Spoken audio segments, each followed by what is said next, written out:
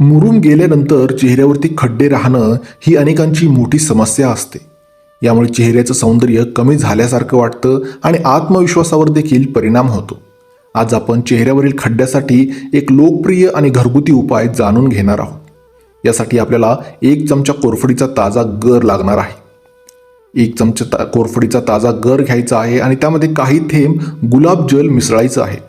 हे मिश्रण चेहऱ्यावरती हलक्या हाताने लावायचं आहे आणि 20 मिनिटांनी स्वच्छ पाण्याने धुवून घ्यायचं आहे.